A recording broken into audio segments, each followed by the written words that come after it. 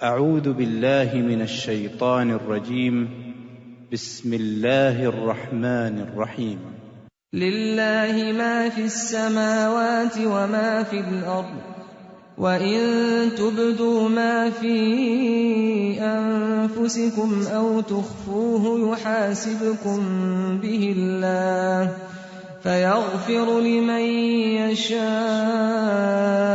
وَيُعَذِّبُ مَن يَشَاءُ وَاللَّهُ عَلَى كُلِّ شَيْءٍ قَدِيرٌ آمن الرسول بما أنزل إليه من ربه والمؤمنون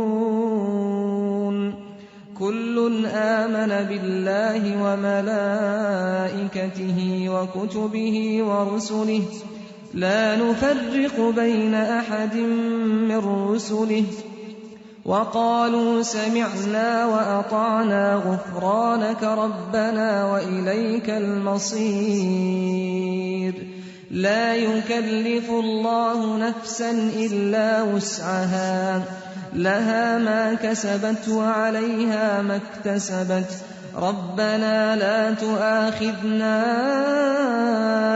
إن نسينا أو أخطأنا ربنا ولا تحمل علينا إصرا كما حملته على الذين من قبلنا ربنا ولا تحملنا ما لا طاقة لنا به واعف عنا واغفر لنا وارحمنا أنت مولانا فانصرنا على القوم الكافرين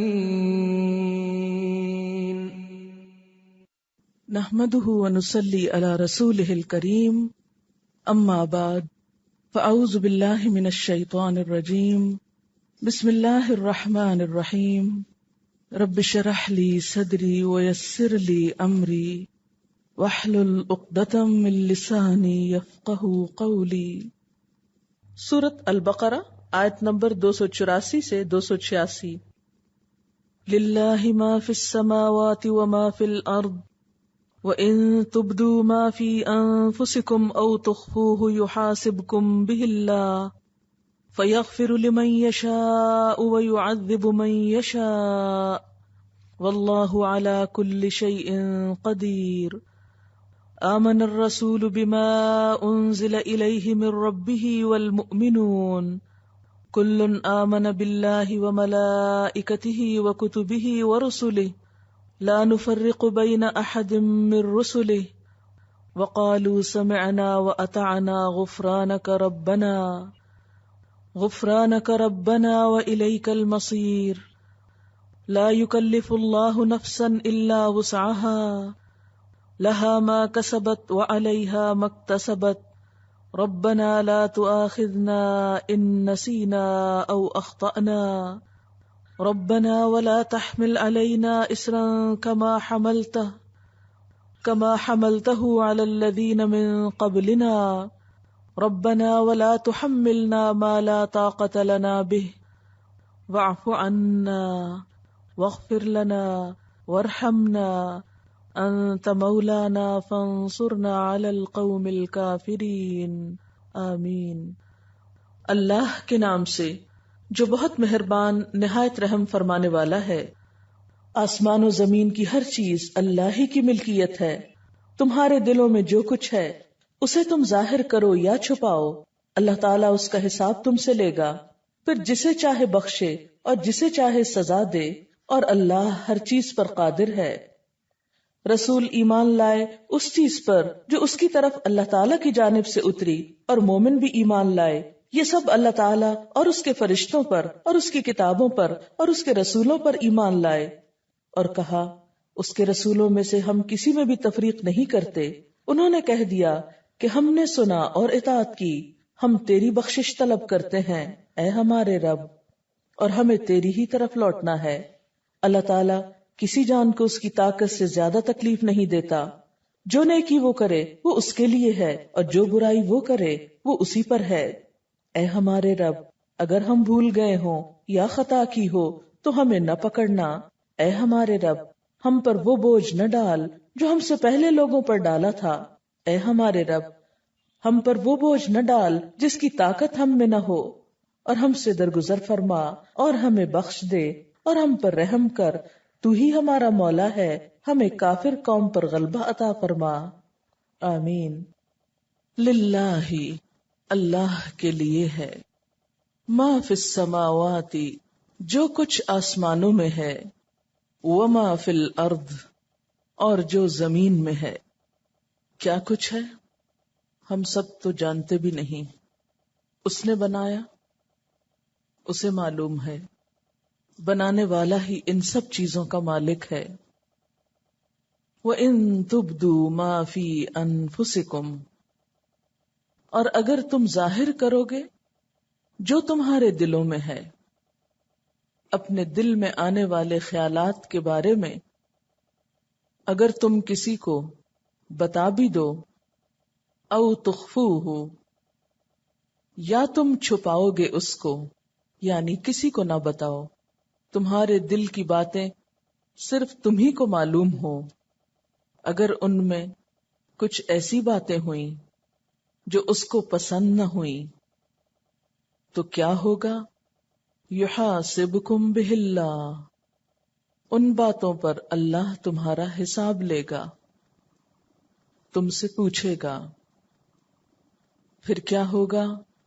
فیغفر پھر بخش دے گا، معاف کر دے گا، لمن یشاء جس کو چاہے گا، ویعذب اور عذاب دے گا، سزا دے گا، من یشاء جس کو چاہے گا، واللہ اور اللہ تعالی علی کل شیء ہر چیز پر قدیر قدرت رکھنے والا ہے۔ اس سے پچھلی آیت ہے کہ ولا تکتم الشہادہ گواہی کو چھپانا مت، ومن یکتمها فإنہ آثم قلبہ جو اس کو چھپائے گا تو اس کا دل گناہگار ہوگا۔ اسی کی مزید وضاحت ہے اس آیت میں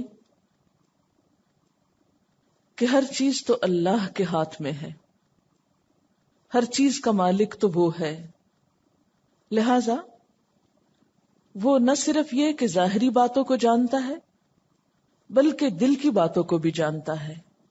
اس لیے اگر تم اپنے دل کی باتوں کو ظاہر کرو گے یا پھر انہیں چھپا لو گے، اگر وہ درست نہ ہوئی تو ان پر وہ حساب بھی لے سکتا ہے۔ حضرت علی رضی اللہ تعالی عنہ فرماتے ہیں کہ جب یہ آیت نازل ہوئی تو اس نے ہمیں غمزدہ بنا دیا، ہمارے دل کو لگ گئی۔ ہم نے خیال کیا کہ اگر کسی کے دل میں گناہ کا خیال بھی آئے تو اس کا بھی حساب ہوگا، یعنی صحابہ کرام نے اس کا معنی کیا سمجھا کہ دل میں گزرنے والے ہر خیال پر پکڑ ہوگی، کہ پھر معلوم نہیں کہ اس کی معافی ہوگی یا نہیں۔ اور جیسا کہ سب جانتے ہیں نا کہ دل میں آنے والے خیالات پر تو بسا اوقات انسان کا بس نہیں ہوتا، وہ ہمارے کنٹرول میں نہیں ہوتے، وہ تو آتے ہی چلے جاتے ہیں۔ تو یہی چیز صحابہ کرام کے دل میں گزری کہ اگر دل کی باتوں پہ پکڑ ہونے لگی پھر تو ہم بچ نہیں سکتے۔ چنانچہ صحابہ کرام آپ صلی اللہ علیہ وسلم کے پاس آئے اور اپنی یہ فکر اور پریشانی آپ سے کہی۔ آپ صلی اللہ علیہ وسلم نے فرمایا، کہو ہم نے سنا اور ہم اطاعت کرتے ہیں، سمعنا و اطعنا۔ صحابہ کرام نے ایسا ہی کہا تو پھر آمن الرسول سے لے کر اگلی 2 آیات نازل ہوئیں، اور اس میں کیا آیا؟ لا یکلف اللہ نفسا الا وسعها، اللہ تعالیٰ کسی شخص کو تکلیف نہیں دیتا مگر اس کی وسعت کے مطابق، یعنی اگر کسی کے بس میں نہیں کسی وسوسے کو کنٹرول کرنا، کسی خیال کو روکنا، تو اس پر پکڑ نہیں ہوگی۔ بنیادی طور پر اگر ہم غور کریں تو ہمارے سامنے یہ بات آتی ہے کہ ہمارے دل میں آنے والے خیالات دو طرح کے ہوتے ہیں۔ ایک غیر اختیاری، جن پر ہمارا کچھ بس اختیار نہیں ہوتا، کیونکہ دماغ ایک ایسی چیز ہے یا دل ایسی چیز ہے جو ہر وقت کام کرتی، سوتے میں بھی اور جاگتے میں بھی کچھ نہ کچھ خیالات کا تانا بانا ہر وقت لگا ہی رہتا ہے۔ تو کچھ ایسے خیال ہوتے ہیں کہ جو ہماری مرضی، ارادے، کسی نیت کے بغیر ہی آتے چلے جاتے، ہم انہیں روک بھی نہیں سکتے، ہم ان کو اپنے اندر سے بسا اوقات نکال بھی نہیں سکتے۔ وہ بعض اوقات وسوسہ ہو سکتے ہیں جس میں اللہ تعالیٰ کے بارے میں، اس کے نیک بندوں کے بارے میں، اس کے احکامات کے بارے میں کوئی برا خیال دل میں آ جائے۔ انسان ساتھ ساتھ توبہ توبہ کرتا ہے، لیکن وہ خیال ہے کیسے بجلی کے کرنٹ کی طرح اگر ہاتھ پڑ گیا تو اس نے پکڑ ہی لیا، آپ کو چھوڑنے کو نہیں مانتا۔ تو ایسے خیالات جن پر انسان کا کوئی ارادہ اور اختیار نہیں، ان پر پکڑ نہیں۔ دوسری قسم کے خیالات وہ خیالات ہیں جو انسان کے ارادے اور اختیار پر مبنی ہیں، چاہے تو انہیں دل میں رکھے، چاہے تو نکال دے۔ پکڑ ایسے ہی خیالات پر ہے۔ غیر اختیاری، غیر ارادی، قدرتی طور پر آنے والے خیالات اور جن میں وسوسہ بھی ہے، تو جب آپ صلی اللہ علیہ وسلم سے اس کے بارے میں پوچھا گیا، سئل رسول اللہ صلی اللہ علیہ وسلم عن الوسوسۃ، آپ صلی اللہ علیہ وسلم سے وسوسے کے بارے میں پوچھا گیا کہ جو دل میں برا خیال آ جاتا ہے تو اس کا کیا ہو، یہ کیا چیز ہے؟ کیونکہ صحابہ میں سے بعض نے یہ بھی کہا تھا کہ ہمارے دل میں بعض اوقات اتنا برا خیال آ جاتا ہے کہ ہمارا جی چاہتا ہے کہ ہم جل کے کوئلہ ہو جائیں، لیکن وہ خیال نہ ہم کو آئے، مگر پھر بھی ہمارا بس ہی نہیں چلتا اس پر، ہمارے نہ چاہنے کے باوجود وہ آتا چلا جاتا ہے۔ تو آپ صلی اللہ علیہ وسلم نے جواب میں کیا فرمایا؟ فقال تلک صریح الایمان، یہ صریح ایمان کی علامت ہے، یعنی یہی تو ایمان ہے، کیونکہ چور اور ڈاکو وہیں پر تو آتے ہیں جہاں کچھ مال و دولت ہوتا ہے، تو وسوسے اسی دل میں آئیں گے جہاں کوئی ایمان ہوگا، جہاں کوئی خیر ہوگی۔ تو ایمان بھی ایک بہت بڑی دولت ہے نا، اس لیے جہاں ایمان ہوگا، جہاں نیکی کا شوق ہوگا، جہاں کوئی خیر اور بھلائی کی چیز ہوگی، شیطان وہیں آئے گا اور آ کے دل کو برا کرے گا، نہیں نہیں چھوڑو چھوڑو، یہ تم کیا کر رہے ہو۔ مثلاً آپ کا دل چاہ رہا ہے آپ کوئی اچھا کام کریں، لیکن شیطان کو کب پسند ہے کہ آپ کوئی اچھا کام کریں؟ تو وہ آپ کو آ کر اس اچھے کام کے بارے میں کوئی شک ڈال دے گا، کوئی فائدہ نہیں اس کا، وہ فلاں نے کیا تھا، اس کو بڑا نقصان ہوا تھا، تو نتیجہ کیا ہوگا؟ آپ وہیں بیٹھ جائیں گے۔ اسی لیے قل اعوذ برب الناس میں کیا پناہ مانگی گئی ہے؟ من شر الوسواس الخناس، وسوسہ ڈالنے والے کے شر سے اللہ تو مجھ کو بچا، جو پلٹ پلٹ کے دل میں خیال ڈالتا ہے۔ الذی یوسوس فی صدور الناس، جو لوگوں کے دل میں، انسانوں کے دل میں وسوسے ڈالتا ہے۔ من الجنۃ والناس، ایسے وسوسے بسا اوقات جنات کی طرف سے ہوتے ہیں اور جن سے مراد یہاں شیطان ہے، اور بسا اوقات انسانوں کی طرف سے بھی ہوتے ہیں، کیونکہ آپ نے دیکھا ہوگا کہ کئی دفعہ آپ بہت اچھا کام کرنا چاہتے ہیں، لیکن اتنے میں آپ کی ملاقات کسی ایسے انسان سے ہو جاتی ہے جو اس اچھے کام کے بارے میں آپ کا ارادہ اور نیت بدلا دیتا ہے۔ آپ گھر سے نکلتے ہیں ایک اچھی نیت لے کر، مثلا آپ آئے ہیں پڑھنے کے لیے، بڑے عزم و ارادے سے، بڑے جذبے سے، بڑے شوق سے، بڑی قربانی کر کے. بسا اوقات کیا ہوتا ہے، آپ کی دوستی، آپ کا تعلق کسی ایسے انسان سے ہو جاتا ہے کہ جس کو نہ خود پڑھنے کا شوق ہے نہ آپ کو پڑھنے دینا چاہتا ہے. لہذا وہ کوئی نہ کوئی ایسی باتیں آپ کے ذہن میں ڈالتا رہے گا کہ آپ کا پڑھائی سے دل اچاٹ ہو جائے گا، اور بالآخر وہ ساری سیکریفائسز اور سارے جو آپ کے منصوبے اور پلان اور بڑی اچھی اچھی خوبصورت نیتیں تھی وہ سب بیٹھ جائیں گی. تو اس لیے اللہ تعالیٰ کو پتا تھا کہ یہ کام صرف شیاطین نہیں کرتے، انسان بھی کرتے ہیں. اس لیے یہ دعا سکھائی گئی کہ اللہ کی مدد کے ساتھ ہی ان چیزوں پر قابو پایا جا سکتا ہے. پھر اسی طرح غیر اختیاری خیالات جو ہیں، جو ہماری مرضی سے نہیں آتے، ان کے بارے میں نبی صلی اللہ علیہ وسلم نے فرمایا، ان اللہ تجاوز لی عن امتی ما وسوست به صدورها ما لم تعمل او تتکلم، متفق علیہ. اللہ تعالیٰ نے میری امت سے جی میں آنے والی باتوں کو معاف کر دیا ہے، دل میں آنے والے خیالات کو معاف کر دیا ہے، البتہ ان پہ پکڑ اس وقت ہوگی جب ان پہ عمل کیا جائے یا جن کا اظہار زبان سے کر دیا جائے. یعنی اگر آپ کے دل میں کوئی برا خیال آ رہا ہے اور آپ کہتے ہیں ادھر آؤ میں تم کو سناؤں، آپ اس کو بول دیتے ہیں. مثلا آپ کے دل میں نعوذ باللہ کوئی کفریہ خیال آ رہا ہے، اللہ تعالیٰ کی ذات کے بارے میں کوئی بدگمانی آ رہی ہے، اللہ معاف کرے اس چیز سے بچائے، یا کسی انسان کے بارے میں آ رہی، تو جب تک وہ دل میں بغیر ارادے اور بغیر نیت کے آ رہی ہے چیز، اللہ تعالیٰ اس کو معاف کر دے گا.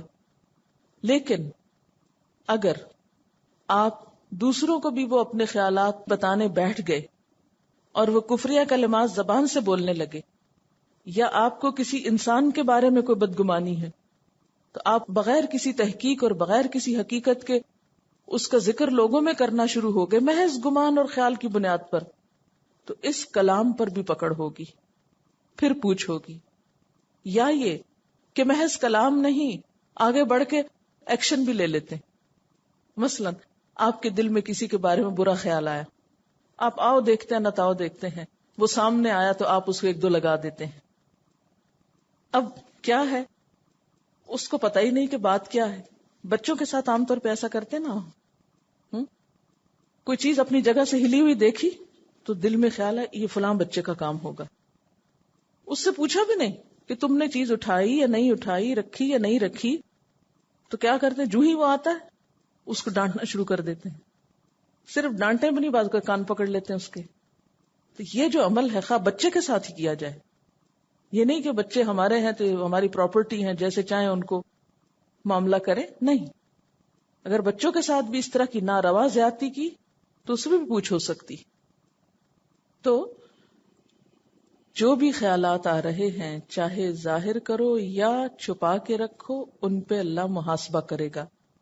پھر محاسبہ کن خیالات پہ ہوگا؟ یہاں کن خیالات کی بات ہے؟ وہ خیالات شرک، اللہ کی ذات میں شک، کفر، منافقت، ان چیزوں پر ہے. کیونکہ ان سب کا تعلق بھی ہمارے خیال سے ہی ہے نا، ہمارے ارادے سے ہی ہے. تو وہ مضبوط عزائم، پکے ارادے، دل کے فیصلے جو کسی غلط بات کے لیے ہوں، ان پر پکڑ ہوگی. مثلا ایمان کہاں ہے آپ کا؟ دل میں ہوتا ہے نا. اب مثلا آپ کہے میں مسلمان ہوں، مجھے تو نہیں پتا، آپ تو زبان سے کہہ رہے ہیں، میں تو یقین کر لوں گی، لیکن اللہ کو پتا کہ دل میں کیا ہے.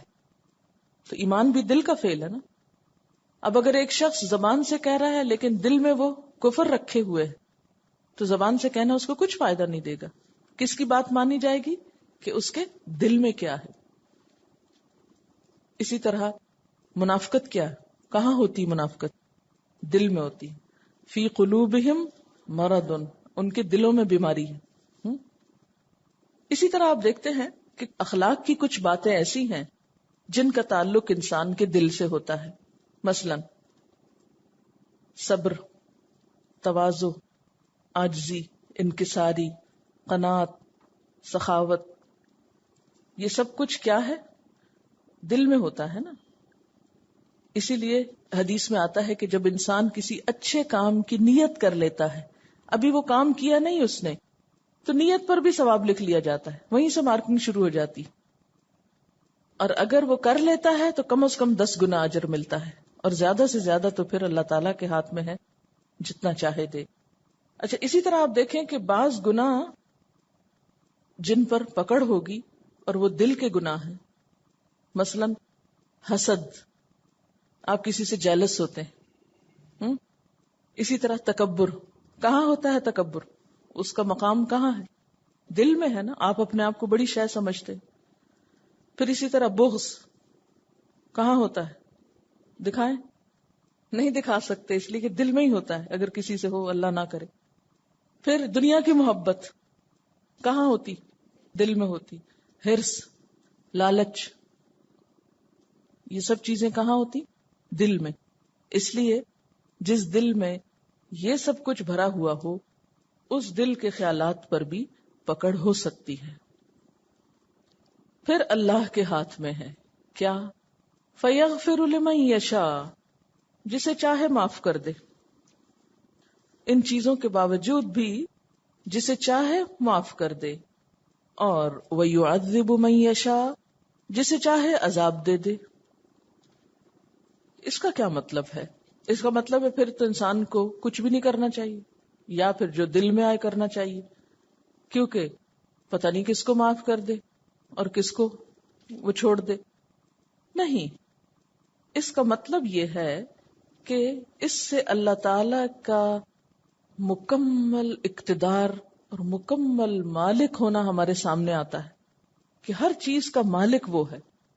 کیسے؟ جیسے آیت کے شروع میں آتا نا، للہ ما فی السماوات وما فی الارض، اسی کے لیے ہے جو آسمانوں اور جو زمین میں ہے. تو جب ہر چیز اس کی ہے تو اس سے کیا پتہ چلتا ہے؟ اسی کی مزید وضاحت آگے ہوئی، فَيَغْفِرُ لِمَن يَشَاءُ وَيُعَذِّبُ مَن يَشَاءُ. جب ہر چیز اس کی ہے، ہر چیز پہ اس کا اختیار اور اقتدار ہے، تو پھر جس کو چاہے معاف کر دے، جس کو چاہے سزا دے.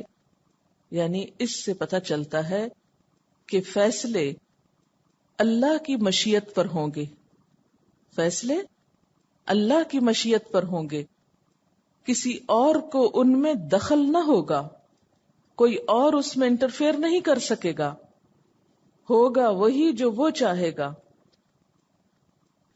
لیکن اس کا یہ مطلب نہیں کہ اس کی مشیت کے لیے کوئی قاعدہ یا ضابطہ نہیں، وہ نعوذ باللہ اندھا دھند فیصلہ نہیں کرے گا. ہر شخص جو ڈیزرو کرے گا اس کے مطابق ہی وہ اس کے ساتھ معاملہ کرے گا. اس سے تو کسی ظلم کا تصور بھی نہیں کیا جا سکتا. جیسے آتا نا، وما انا بظلام للعبید، ما انا نہیں ہوں میں بظلام ظلم کرنے والا، للعبید بندوں کے لیے. ایک اور جگہ پر آتا ہے لا یسأل عما یفعل وہم یسألون، وہ نہیں پوچھا جا سکتا. کون؟ اللہ تعالیٰ. کس کے بارے میں؟ جو وہ کرتا ہے.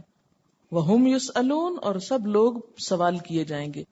انسانوں سے تو پوچھا جائے گا، لیکن اللہ تعالیٰ سے کوئی نہیں پوچھ سکتا. پھر آپ دیکھیے کہ پیچھے جو آیت الکرسی گزری ہے اس میں بھی کیا ہے؟ انہی صفات کا ذکر ہے. آیت الکرسی کیا ہے؟ دراصل اللہ تعالیٰ کا ایک تعارف ہے، اس کے علم، اس کی ملکیت، اس کی قدرت، انہی چیزوں کا ذکر ہے نا. تو اس آیت میں بھی آپ دیکھیں کیا ہے، للہ میں ملکیت ہے، پھر یغفر لمن یشاء میں اس کی قدرت ہے، اور پھر واللہ علی کل شیء قدیر، اور اللہ تعالیٰ ہر چیز پر قدرت رکھنے والا ہے. اور ان تبدو ما فی انفسکم او تخفوہ، اس میں کیا ہے؟ اس کے علم کا اظہار ہے. تو آیت الکرسی میں بھی اس کی یہی صفات بیان کی گئی ہیں. اس کے بعد سورۃ البقرہ کی آخری 2 آیات جن کی بہت فضیلت آتی ہے احادیث میں، نبی صلی اللہ علیہ وسلم کو معراج کی رات جو 3 چیزیں ملی، ان میں سے ایک سورۃ بقرہ کی یہ آخری 2 آیات بھی تھی۔ نبی صلی اللہ علیہ وسلم جب آسمانوں پر تشریف لے گئے تھے معراج کے موقع پر، تو اس وقت یہ 2 آیتیں بھی آپ کو دی گئی تھیں۔ یہ صحیح مسلم کی روایت ہے۔ اسی طرح ایک اور روایت میں آتا ہے کہ اس سورت کی آخری آیات آپ صلی اللہ علیہ وسلم کو ایک خاص خزانے سے عطا کی گئیں۔ کہاں سے عطا کی گئیں؟ ایک خزانے سے جو عرش الہی کے نیچے ہے، اور یہ آیات آپ کے سوا کسی اور نبی کو نہیں دی گئیں۔ پھر یہ کہ ان آیات کے آخر میں حضرت معاذ رضی اللہ تعالی عنہ آمین کہا کرتے تھے، اور ظاہر ہے کہ انہوں نے یہ عمل نبی صلی اللہ علیہ وسلم سے دیکھا ہوگا۔ نبی صلی اللہ علیہ وسلم نے ان آیات کے بارے میں یہ بھی فرمایا ہے کہ جو شخص سورۃ بقرہ کی آخری 2 آیتیں رات کو پڑھ لیتا ہے اس کو یہ کافی ہو جاتی ہیں، یعنی اس کی حفاظت کے لیے، اس کے اس پڑھنے کی بدولت اللہ تعالیٰ اس کی حفاظت فرماتے ہیں۔ چلیے اب یہ آیتیں پڑھتے ہیں۔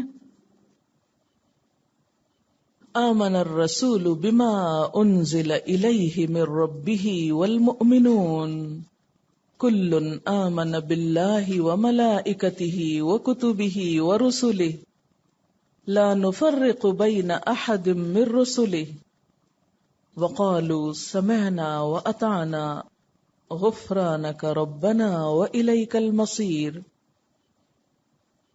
رسول اس چیز پر ایمان لائے جو آپ کی طرف، آپ کے رب کی طرف سے نازل کی گئی، اور سارے مومن، کلن سارے کے سارے، آمن باللہ وملائکتہ وکتبہ ورسلہ اللہ پر ایمان لائے اور اس کے فرشتوں پر اور اس کی کتابوں پر اور اس کے رسولوں پر، اور انہوں نے کیا کہا؟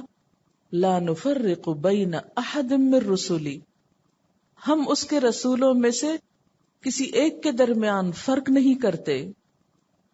اور ایمان لا کر کیا کہا؟ وقالوا سمعنا واطعنا، بولے ہم نے سن لیا اور ہم نے اطاعت کی، ہم بات مانیں گے۔ غفرانک، تیری بخشش چاہیے، یعنی پچھلی زندگی میں ہم سے جو غلطیاں، جو خطائیں ہو چکی، اللہ تو ہم کو معاف کر دے۔ ربنا، اے ہمارے رب، وَإِلَيْكَ الْمَصِيرُ، اور تیری طرف لوٹنا ہے، واپسی تو تیری ہی طرف ہے، مر کے تو تیرے ہی پاس آنا ہے۔ کچھ یاد کیجئے سورت کا بالکل ابتدائی حصہ۔ الف لام میم ذالک الکتاب لا ریب فیہ ھدی للمتقین، اور اس کی شرط کیا ہے؟ الذین یؤمنون بالغیب، وہ لوگ جو غیب پر ایمان لاتے ہیں۔ وہاں اس کتاب سے ہدایت پانے کے لیے پہلی خصوصیت جو بتائی گئی تھی وہ ایمان بالغیب تھا، اور اسی کی تفصیل سورت کے آخر میں۔ وہاں اشارہ تھا، یہاں ڈیٹیل ہے کہ ایمان بالغیب کیا ہوتا ہے، کس ایمان بالغیب کی بات ہے، اس میں کیا کیا چیزیں شامل ہیں۔ وہاں آپ کو ایک بات بار بار یاد دلائی گئی تھی کہ متقی وسیع النظر ہوتا ہے، وسیع القلب ہوتا ہے، اس کے اندر کوئی تعصب نہیں ہوتا، اس کے اندر تنگ دلی نہیں ہوتی، لہذا وہ صرف ظاہر نظر آنے والی چیزوں کو ہی نہیں مانتا بلکہ غیب پر بھی ایمان رکھتا ہے۔ دیکھیں نا، جو تنگ دل ہوگا وہ تو صرف 2 اور 2 4 کو مانے گا، اس کے سامنے 2 اور 2 5 نہیں ہو سکتے، وہ ریجڈ ہوگا۔ لیکن مومن وسیع نظر ہوتا ہے، اس کی نظر میں بصیرت ہوتی، وہ صرف ظاہر میں نہیں دیکھتا، پردے کے پیچھے بھی دیکھ سکتا ہے، اور یہ دیکھنا ایمان کا دیکھنا ہے۔ اور یہاں سورت کے اختتام پر کیا بتا دیا گیا کہ پیغمبر صلی اللہ علیہ وسلم اور آپ کے ساتھیوں نے ایمان لا کر یہ واضح کر دیا کہ ہم یہ سب کچھ مانتے ہیں. اور خاص طور پر شروع میں کہا گیا تھا یؤمنون بالغیب، بیچ میں بہت سے احکامات دیے، آخر میں پھر اس کی تکرار کے بعد کہا سمعنا و اطعنا. ہم نے اس صورت میں آنے والے تمام احکامات سن لیے. ہم تو مانتے بھی نہیں کہ ہم نے سنا ہے. اور صحابہ کرام کو حضور صلی اللہ علیہ وسلم نے جب پریشانی ہوئی کہ ہماری پکڑ ہو جائے گی تو اس وقت کہا کہ آپ کو ہو سمعنا و اطعنا. انہوں نے فوراً ہی کہہ دیا. لیکن ہم سن کے بھی سنتے نہیں. مشکل یہ ہے. سمعنا، ہم نے سن لیا جو کچھ اللہ پاک نے ان 286 آیات میں ہم کو بتایا اس سورت البقرہ میں، سب کچھ سن لیا ہم نے. اب ہم کریں گے کیا؟ یہود کی طرح یا ایمان والوں کی طرح؟ یہود نے کیا کہا تھا؟ سمعنا و عصینا، ہم نے سن لیا، ماننا کوئی نہیں. ہم نے ذرا دل ٹٹولے اپنے، کیا سوچتے ہیں ان سب باتوں کے بارے میں جو آپ سن چکے؟ اقسام بر بہت سی سن چکے. ہم نے سن لیا، اب ہمیں کیا کرنا ہے؟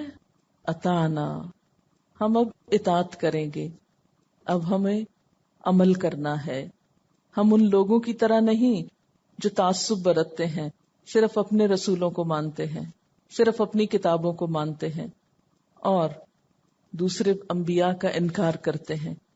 نہیں، ہم تو کسی کے درمیان فرق بھی نہیں کرتے.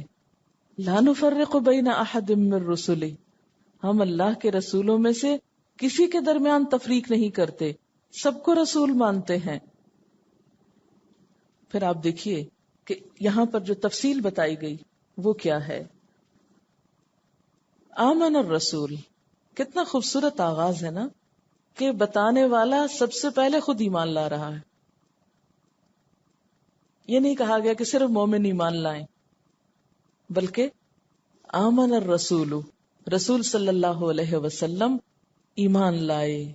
کس چیز پر؟ اس پر بما انزل الیہ، جو آپ کی طرف نازل کی گئی. سورۃ البقرہ کے شروع میں والذین یؤمنون بما انزل الیک، الیک سے مراد کیا تھا؟ آپ صلی اللہ علیہ وسلم. تو یہاں پر بھی کیا ہے کہ پیغمبر خود ایمان لائے جو آپ کی طرف آپ کے رب نے اتارا تھا. آمن الرسول بما انزل الیہ من ربہ، کیونکہ جب تک بتانے والا خود پوری طرح کنونسڈ نہ ہو، خود ایمان نہ رکھتا ہو، خود اس کا شرع صدر نہ ہو، خود اس بات کی تصدیق نہ کرتا ہو جو وہ دوسروں کو بتا رہا ہے، تو اس کے بتانے میں بھی وہ کنونسنگ پار نہیں ہوتی، تاثیر نہیں ہوتی.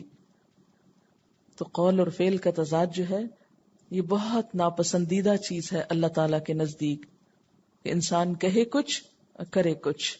یا دوسروں کے لیے تو جیسے یہود کے بارے میں آیا اتأمرون الناس بالبر وتنسون انفسکم، ان کے علماء یہی کر رہے تھے نا.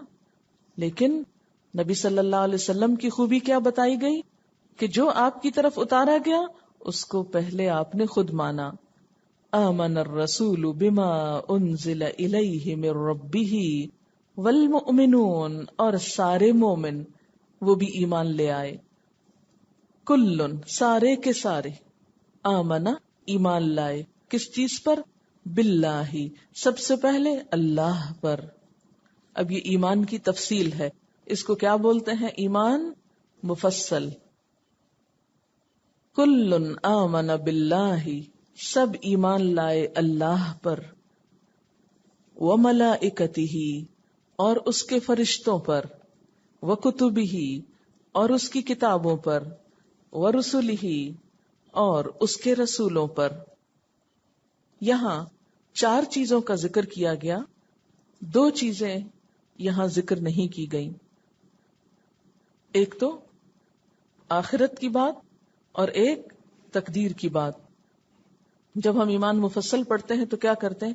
آمنت باللہ و ملائکتہ و کتبہ و رسلہ والیوم الآخر والقدر خیرہ و شرہ من اللہ تعالی والبعث بعد الموت.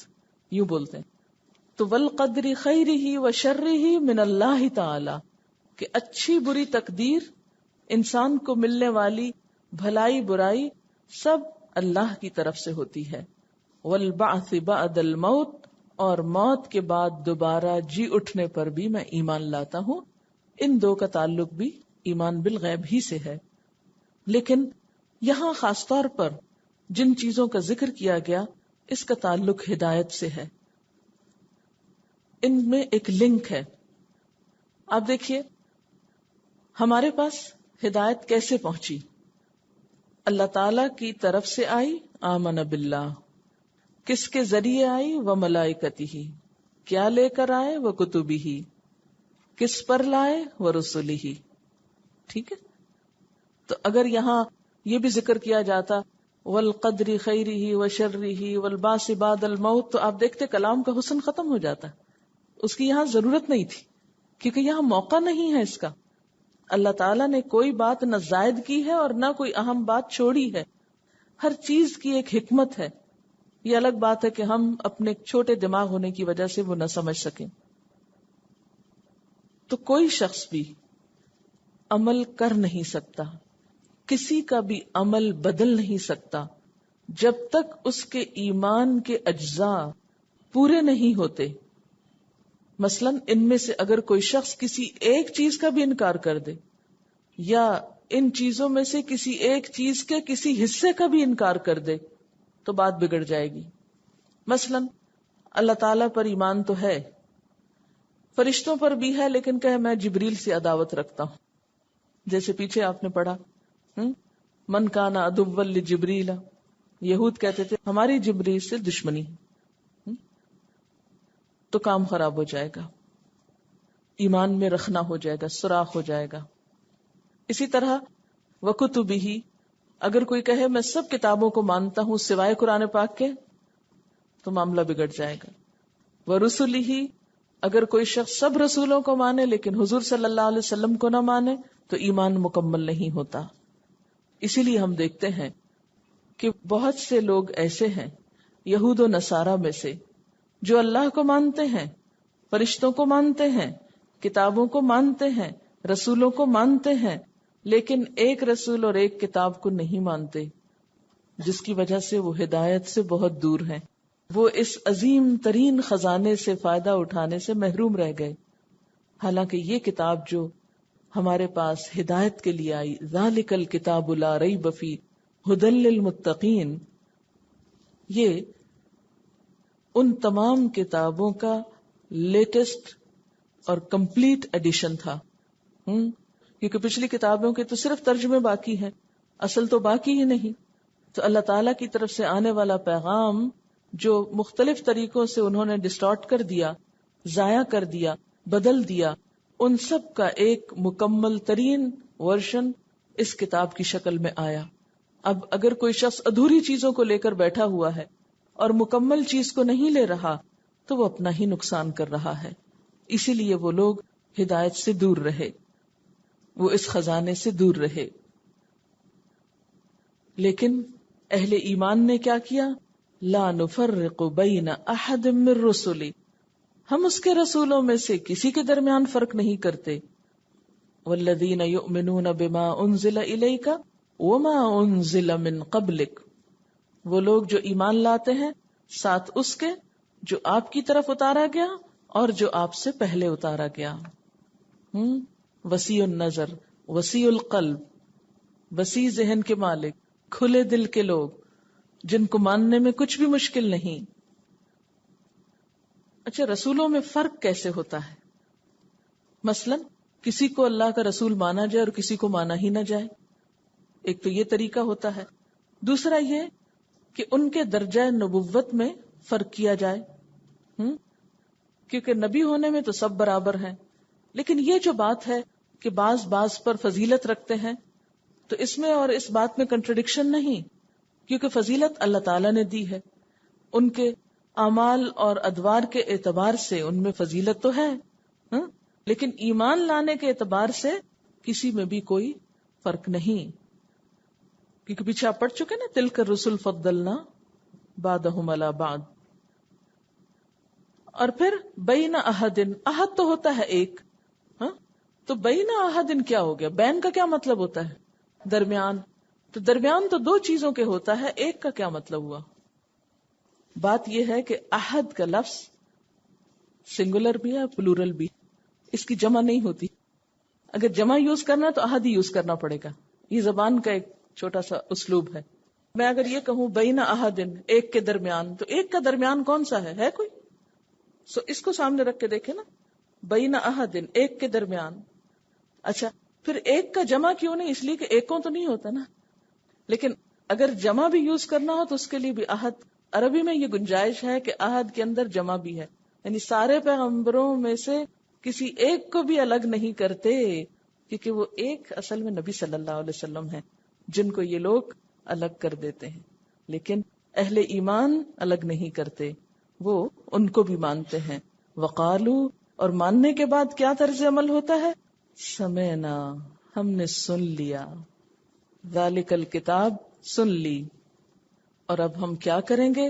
وَأَطَعْنَا، ہم اطاعت کریں گے. لیکن اطاعت اتنا آسان کام نہیں ہے. چلتے وقت انسان پھسلتا ضرور ہے، آپ جتنا مرضی نیت اور ارادہ رکھیں، لیکن جو بھی چلے گا وہ گرے گا ضرور. یا تو آپ بیٹھے رہیں، لیکن یہ تو ممکن نہیں. جب آپ نے قرآن پڑھ لیا تو چین سے تھوڑی بیٹھ سکتے ہیں کہ بیٹھ سکتے ہیں. اگر کوئی واقعی سچے دل سے، کھلی آنکھوں سے، بغیر تعصب کے اس کتاب کو پڑھتا ہے تو پھر وہ بیٹھ نہیں سکتا. وہ ڈل اور نل ہو کے نہیں زندگی گزار سکتا. وہ بے مقصد اور بے معنی زندگی نہیں گزار سکتا. وہ ادھر ادھر مارا مارا نہیں پھر سکتا. وہ اپنے آپ کو ضائع نہیں کر سکتا. وہ کچھ نہ کچھ ضرور کرتا ہے. قرآن تو دلوں کی زندگی ہے، اور جب زندگی آتی ہے کسی میں تو ایک موومنٹ آتی ہے نا، ایک حرکت پیدا ہوتی. قرآن تو دلوں کو روشن کرتا ہے. جب روشنی آتی ہے تو آپ کی آنکھیں کھل جاتی، پھر آپ اٹھنے کی کرتے ہیں، کچھ کرنے کی کرتے ہیں. اور جب آپ کرنے کے لیے چلتے ہیں تو گر پڑتے ہیں، پھسل جاتے ہیں، پھر آپ پریشان ہوتے ہیں. اب کیا کر؟ اب تو اتنے گناہ ہو گئے، کوئی فائدہ نہیں. نہیں، مایوس نہ ہو. یہاں مایوسی سے بچایا گیا ہے. آپ سب کو ایک پریشانی ضرور ہوگی، ابھی تک تو میرے عمل میں کوئی تبدیلی نہیں آئی. کبھی خیال آیا ہی ہوگا، لیکن کیا اس خیال کا آنا بھی تبدیلی نہیں ہے؟ پہلے کیوں نہیں آتا تھا؟ قرآن پڑھنے سے پہلے تو ہم میں سے اکثر یہ سمجھتے ہیں کہ ہم تو بہت اچھے ہیں، جو کر رہے ہیں بالکل ٹھیک کر رہے ہیں، کوئی خرابی نہیں ہم میں. لیکن جو قرآن پڑھتے ہیں تو آئینہ نظر آتا ہے، اف یہ غلط بھی کرتے ہیں، یہ بھی کرتے ہیں. تو قرآن بنیادی طور پر آپ کی مدد کرتا ہے دلدل سے باہر آنے میں، گناہوں کو چھوڑنے میں. یہ نیکیوں کا ایک سفر ہے، یہ منزل کی طرف لے جاتا ہے. اور ہم نے دعا بھی تو یہی مانگی تھی نا، اہدنا الصراط المستقیم. تو کیا معنی آتا ہے ہدایت میں؟ رستہ دکھانا، پھر چلانا، پھر منزل تک پہنچانا. کہ اللہ ہم کو منزل تک پہنچا. اس کے لیے پھر حل کیا ہے؟ جب گر پڑے تو حل کیا ہے؟ گرے رہیں، پھسل جائیں تو پھسلے رہیں، غلطیاں ہو جائیں تو کرتے رہیں، مایوس ہو جائیں اور بگڑ جائیں نہیں، معافی مانگ لیں. اور پھر آپ دیکھیں مصدر ہے غفران. اور جب مصدر اس طرح استعمال ہوتا ہے بغیر کسی فعل کے، مانگا کچھ نہیں، صرف کہہ رہے ہیں غفران، بخشش بخشش بخشش.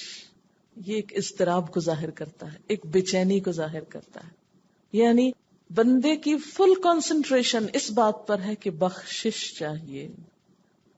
وہ چاہیے بھی کوئی نہیں کہہ رہا، وہ بخش دے بھی نہیں کہہ رہا، دے کا لفظ بھی نہیں بول رہا، وہ صرف کیا کہہ رہا ہے؟ بخشش. جب بہت پیاسا ہوتا ہے نا انسان تو یہ نہیں کہتا مجھے پانی دے دو، کیا کہتا ہے؟ پانی. پانی.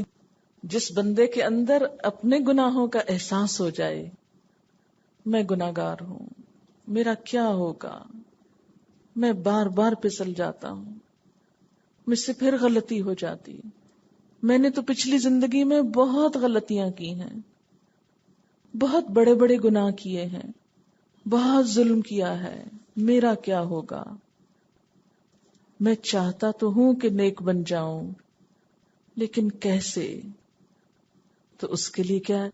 غفرانک، غفرانک، تیری بخشش، تیری توجہ، تیرا بننا چاہتا ہوں، تو ڈھانپ لے، تو معاف کر دے۔ ربنا، اے ہمارے رب۔ آپ دیکھیے کہ عام دعاؤں میں کیا آتا ہے؟ ربنا اغفر لنا، پہلے ربنا آتا ہے پھر دعا آتی ہے۔ یہاں کیا انداز ہے؟ پہلے طلب ہے پھر ہے ربنا، ہے نا سٹائل فرق؟ غفرانک ربنا، بہت خوبصورت انداز ہے۔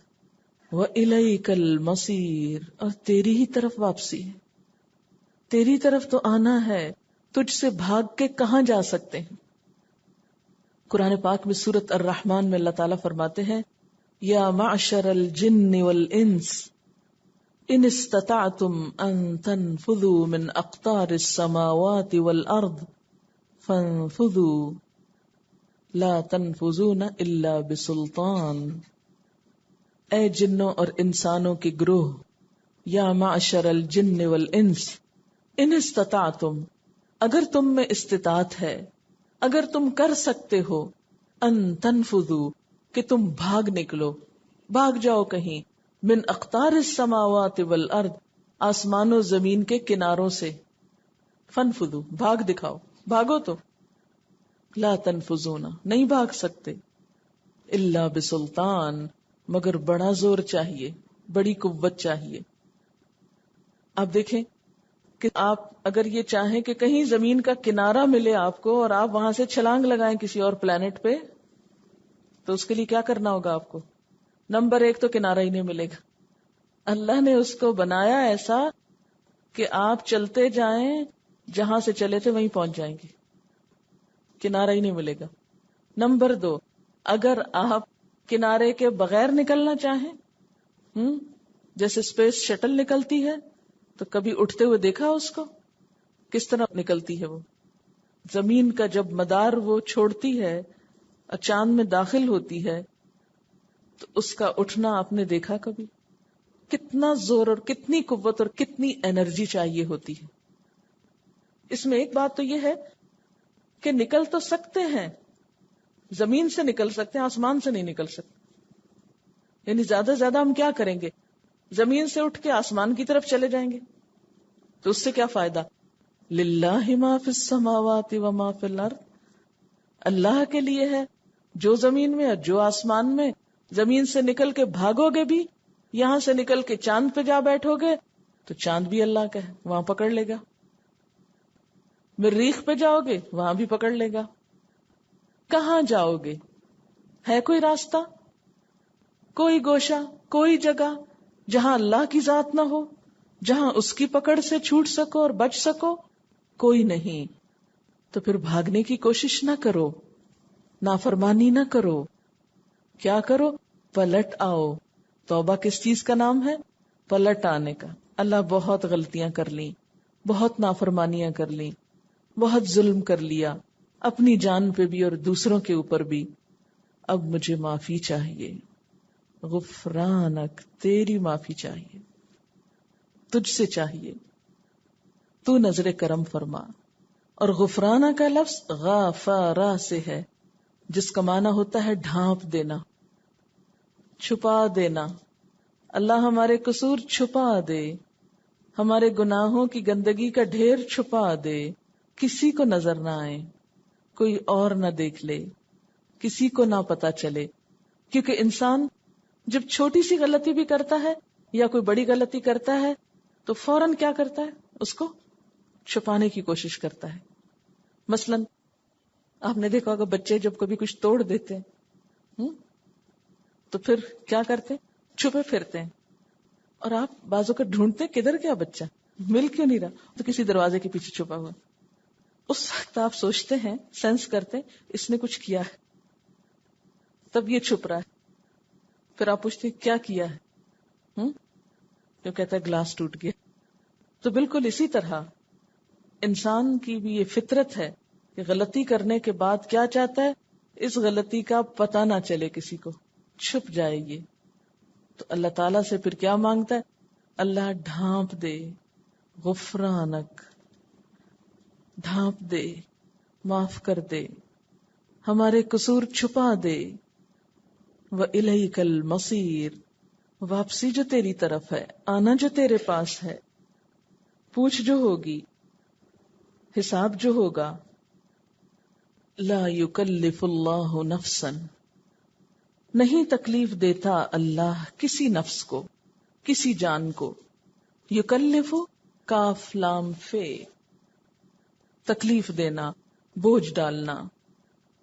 اللہ کسی جان پہ بوجھ نہیں ڈالتا، الا مگر، وسعہا، اس کی وسعت کے مطابق. واو سین عین، وسع، وسعت. قوت، علم، عقل، مال، وقت، زندگی اور دیگر تمام صلاحیتیں وسعت کہلاتی ہیں. یعنی انسان کو جو کچھ ملا ہے یہ سب انسان کے لیے ایک وسعت ہے، یعنی کہاں تک انسان جا سکتا ہے. دیکھیں نا، قوت کی بھی ایک لمٹ ہوتی ہے، اس سے آگے آپ کے پاس طاقت نہیں. علم کی بھی ایک لمٹ ہے، اسی طرح عقل کی، آپ کی انٹیلیجنس کی، مال کی، وقت کی، زندگی کی، ہر چیز کی ایک لمٹ ہے نا. ایک حد سے زیادہ آگے جا کے ختم ہو جاتا ہے. تو ہر شخص کو جتنی قوت، علم، عقل، مال وغیرہ ملا ہے وہ کیا ہے دراصل؟ اس کی وسعت. تو ہر انسان کو اتنی ہی تکلیف دی جائے گی، اتنا ہی اس سے پوچھا جائے گا، یا اس پر اتنی ہی ذمہ داری ڈالی جائے گی جتنی اس کے پاس طاقت ہے. مثلاً ایک شخص کھڑے ہو کے نماز نہیں پڑھ سکتا تو اس سے حساب نہیں ہوگا. اس کا حساب کس میں ہوگا کہ بیٹھ کے پڑھی تھی کہ نہیں. ایک شخص جانتا ہی نہیں، پتہ ہی نہیں اس کو، اور اس لیے نہیں پتا کہ اس کو پتا کرنے کا موقع ہی نہیں ملا، کیونکہ ہم نے اس کا غلط معنی لیا نا کہ پتہ ہی نہیں کرتے. یہ نہیں اس کا معنی، یعنی اس کو موقع ہی نہیں ملا کہ پتا کرے، اس کے پاس علم ہی نہیں. وہ پیدا ہوا کہیں افریقہ کے گھنے جنگلوں میں، جہاں دن کو سورج کی روشنی بھی نہیں آتی تھی. کہاں اس کے پاس کتابیں اور اسکول اور علم کی روشنی جو آپ کے پاس ہے. تو اب اس کا حساب اور آپ کا برابر تھوڑی ہوگا. آپ کو تو اتنی فیسلٹیز ملی، اتنے چانسز ملے، تو اس کا حساب اس کی وسعت کے مطابق کہ اس کو کیا ملا، اس کے پاس کیا پہنچا. پھر اسی طرح عقل، ایک شخص بہت سمجھدار ہے اور ایک شخص دیوانہ ہے، اب دونوں کا حساب برابر تھوڑی ہوگا. ایک شخص مجنون ہے، پاگل ہے، اب اس کا حساب تو نہیں ہوگا. لیکن ایک شخص ذہین ہے، سمجھدار ہے. کتنی سمجھ کی لمٹ ہے یہ اللہ جانتا ہے، اتنی ہی سمجھ کے مطابق اس کا حساب ہوگا جتنی اس کی وسعت ہے. کسی کو اگر اگر عقل کو تولا جا سکتا ہوتا تو مثلاً کسی کو اگر ایک چھٹانک عقل ملی ہے تو اس کا حساب ایک چھٹانک کے اندر ہے، اور کسی کو 1 کلو ملی ہے تو وہ اس کے مطابق پوچھا اور جانچا جائے گا. پھر اسی طرح مال، کوئی فقیر ہے کسی کٹیا میں رہتا ہے، اس سے تو نہیں پوچھا جائے گا زکوٰۃ کیوں نہیں دی. اور ایک شخص ملینئر ہے، اس کا حساب اور طرح ہوگا. اسی طرح وقت، ایک شخص بہت مصروف ہے اور مصروفیت بھی کسی جائز کام میں ہے، اس کا حساب اور طرح ہے. اور ایک شخص جس کے پاس بہت فارغ وقت ہے، وہ ایسے ہی بےہودہ ادھر ادھر گھومتا پھر رہا ہے، کبھی اس کو پریشان کر، کبھی کچھ کر، اس کے پاس کوئی زندگی کا مقصد نہیں، کوئی ٹارگٹ نہیں، اس کی پوچھ اور طرح ہوگی کہ اللہ نے یہ سب کچھ کس لیے دیا تھا، بیکار گھومنے پھرنے کو. تو وقت بھی کس کے پاس کتنا ہے. زندگی کے مختلف اوقات میں مختلف وقت ہوتے ہیں. مثلا آپ میں سے جو بچیاں ہیں ان کے پاس وقت زیادہ ہوتا ہے مثلا پڑھنے کے لیے، اس لیے ان کی پوچھ بھی اور طرح ہونی چاہیے. جو خواتین ہیں آپ میں، ان کے اوپر شوہر کی ذمہ داریاں ہیں، اس کو بھی خوش رکھنا، بچوں کی ذمہ داریاں ہیں، پھر رشتہ داریاں ہیں، کیونکہ جو بچیاں ان کے تو سارے کام ان کی مائیں کر دیتی، رشتہ داروں سے بھی نبھا لیتی ہیں، ادھر ادھر سب کچھ کر لیتی، بلکہ پکا کے کھلا بھی دیتی. آپ میں سے جو شادی شدہ خواتین ہیں ان کو تو جا کے پکانا بھی ہے، کھلانا بھی ہے، اگر پکا ہوا بھی ہو تو اس کو دیکھنا ہے کہ سب کو کس طرح دیا جائے یا کس طرح مینج کیا جائے. گھر کی ذمہ داریاں بھی ہیں، پھر عمر کا تقاضا بھی ہے، پھر اب ذہن بھی اس طرح کام نہیں کرتا. تو کتنا فرق ہے دونوں میں. اب دونوں کے ساتھ ایک جیسا معاملہ تو نہیں ہو سکتا. تو ہر انسان کے ساتھ وہی معاملہ ہوگا جس کی اس میں استطاعت ہے. پھر اسی طرح زندگی جو ہے یہ ہر ایک شخص کو مختلف ملی. کوئی 13 سال کی عمر میں فوت ہو جاتا ہے، کوئی ایک پیدا ہوتے ہی فوت ہو جاتا ہے، کوئی 100 سال کی زندگی پاتا ہے. تو اب جو بچپن میں ہی فوت ہو گیا اس کا حساب کیا ہوگا؟ اس کا تو حساب نہیں ہوتا، کیونکہ جب تک ایک بچہ بالغ نہیں ہوتا اس کا حساب نہیں ہے. تو جن کو لمبی عمر ملی تو انہوں نے اپنے لیے نیکیاں بھی زیادہ اکٹھی کی، اور اگر خدا نہ خواستہ غلط کام کیے تو گناہ بھی بہت اکٹھے کیے. تو لا یکلف اللہ نفسا الا وسعها، اللہ تکلیف نہیں دیتا کسی نفس کو، کسی جان کو، مگر اس کی وسعت کے مطابق. وسعت کس کس چیز میں؟ قوت میں، علم میں، عقل میں، مال میں، وقت میں، زندگی میں، صحت میں، وغیرہ وغیرہ. صحت کا لفظ میں نے اس لیے اضافہ کر دیا کہ بعض لوگ بہت اچھی ہیلتھ کے مالک ہوتے، بہت ایکٹیو ہوتے، بہت قوت رکھتے، ان کا حساب اور طرح. کچھ لوگوں کی صحت بہت خراب ہوتی، ہر وقت بیمار رہتے ہیں، کسی نہ کسی مشکل میں گرفتار رہتے ہیں. اب اگر ان کی نماز میں کچھ آگے پیچھے تاخیر ہو گئی، کئی لوگ سلیپنگ پلز لے کے سوتے ہیں، اس کے بغیر سو ہی نہیں سکتے. اب وہ اگر صبح نہیں اٹھ پاتے تو اس کا یہ مطلب تو نہیں کہ نماز معاف ہے ان کی، لیکن یہ ہے کہ ان کو اگر ہوش ہی نہیں تو ان کا معاملہ اور ہے. اور ایک شخص صحت مند ہے، وقت پہ سویا ہے، اور صرف کسل مندی کی وجہ سے نہیں اٹھ رہا صبح، تو اس کا معاملہ کچھ اور ہے. تو اللہ تعالیٰ جب انسانوں کے درمیان فیصلہ کرے گا تو صرف یہ نہیں دیکھا جائے گا کہ کون کیا لے کر آیا، یہ بھی دیکھا جائے گا کون کن حالات میں کیا لے کر آیا. کون کن حالات میں کیا لے کر آیا، کس کو میں نے دیا کیا تھا، اور اس میں اس نے کیا کیا، اس کا استعمال کیا ہوا. لہا ما کسبت، اس کے لیے ہے جو اس نے کمایا. کسب کس کو کہتے ہیں؟ کاف سین بے، کسبہ کا مطلب ہوتا ہے ہاتھ کی کمائی. یعنی کوئی شخص اپنے ہاتھ سے جو کماتا ہے اس کا فائدہ اسی کو جاتا ہے. یعنی اگر کوئی شخص اپنے لیے کوئی اچھے کام کرتا ہے تو اس کا فائدہ وہ خود پائے گا، لیکن شرط کیا ہے؟ وہ کام اس نے خود کیا ہو. اس سے یہ بات پتہ چلتی کہ جس چیز میں انسان کی نیت اور کوشش شامل نہیں ہوتی اس کو اجر بھی نہیں ملتا، اسے کوئی فائدہ نہیں ہوتا. محض تمنائیں اور آرزویں، اچھا یہ ہو جائے وہ ہو جائے، اس سے کوئی فائدہ نہیں جب تک آپ کچھ کرنے کی نیت نہ کریں. اور پھر صرف نیت کر کے ہی نہ بیٹھے رہیں، اٹھ کر کچھ کرنے کی کوشش نہ کریں. یہ الگ بات ہے کہ کوشش کے باوجود ہوا نہیں تو آپ کو نیت کا ثواب مل جائے گا. اچھا، پھر آپ سوچ رہے ہوں گے شاید کہ صدقہ جاریہ پھر کیا ہوا؟ وہ انسان خود تو نہیں کر رہا ہوتا، بعد میں آنے والے لوگ کر رہے ہوتے ہیں. کیا کیا ہوتا صدقہ جاریہ؟ انسان کی اولاد، انسان کا مال، انسان کا علم، یہ 3 چیزیں انسان کے لیے صدقہ جاریہ بنتی. اب آپ مجھے بتائیے کہ یہ صدقہ جاریہ کیسے بن گئی؟ اولاد کام کر رہی ہے، ثواب ماں باپ کو جا رہا ہے. ابھی تو میں نے کہا تھا جب تک نیت اور ارادہ شامل نہ ہو اور کوشش شامل نہ ہو، اور جیسے کہا گیا لہا ما کسبت، تو فائدہ کچھ نہیں. اولاد انہی والدین کے لیے صدقہ جاریہ ہوتی ہے جو اس کی اچھی تربیت کرتے ہیں، جو کوشش کرتے ہیں کہ ہمارے بچے دین پر ہوں. مال اسی شخص کے لیے صدقہ جاریہ بنتا ہے جس کے لیے انسان نے کوشش کی ہو، محنت سے حلال کمائی کا کمایا ہو اور پھر اسے نیکی کے کام میں لگایا ہو. کیونکہ پیچھے آپ پڑھ چکے نا کہ اللہ تعالیٰ صدقہ قبول نہیں کرتے جب تک کہ وہ حلال کمائی سے نہ ہو. حرام کا صدقہ نہیں قبول ہوتا. لہذا اگر کوئی شخص اپنے ہاتھ کی کمائی سے یا اپنی ملکیت کے مال سے، بعض مال آپ خود نہیں کماتے، مثلا شوہر نے آپ کو حق مہر دیا، تب آپ نے کمایا تو نہیں، لیکن یہ کہ آپ کی ملکیت ہے، یہ یا ماں باپ سے کچھ وراثت میں مل گیا، تو چونکہ ماں باپ پر آپ کا کچھ حق ہوتا ہے تو وہ مال آپ کو اس رشتے کے عوض یا خون کے تعلق کے عوض مل گیا، لیکن آپ خود مالک ہیں اس کے. اس مال کو آپ نے کسی اچھے کام میں لگایا، وہ آپ کے لیے صدقہ جاریہ ہوگا. اسی طرح علم، تو علم میں بھی تو ارادہ اور کوشش ہے نا. آپ نے اچھی نیت سے علم حاصل کیا، اس لیے نہیں کیا کہ ہم دوسروں پہ چڑھائی کر سکیں اور دوسروں کو ہرا سکیں اور دوسروں کو جواب دے سکیں اور دوسروں کو بتا سکیں کہ دیکھو ہم کتنے قابل ہیں، اس لیے نہیں، بلکہ اللہ کی رضا کے لیے، سیدھا رستہ پانے کے لیے.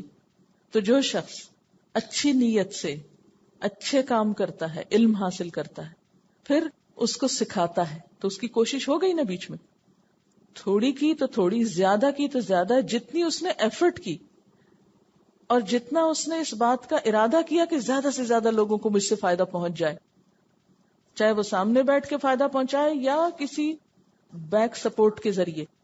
اب وہ کیا ہے، جو اس کی کوشش تھی اس کا صلہ اسی کو ملے گا.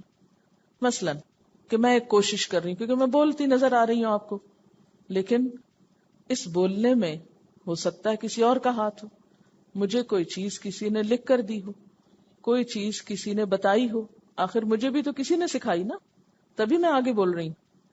تو اس میں جتنی میرے پیچھے کوششیں ہیں، جنہوں نے مجھ کو سکھایا، جنہوں نے مجھے سپورٹ کیا، جنہوں نے مجھے فیسیلیٹیٹ کیا، وہ اگرچہ سٹیج پر نہیں بیٹھے ہوئے، لیکن اس کوشش میں ان کا بھی ہاتھ، ارادہ اور نیت شامل ہے، اور اس کے ذریعے وہ آگے جا رہا ہے. اب بول میں رہی ہوں، لیکن میرے بولنے میں ان کے لیے بھی صدقہ جاری ہے، کیونکہ ان کی بھی کوشش بیچ میں ہے.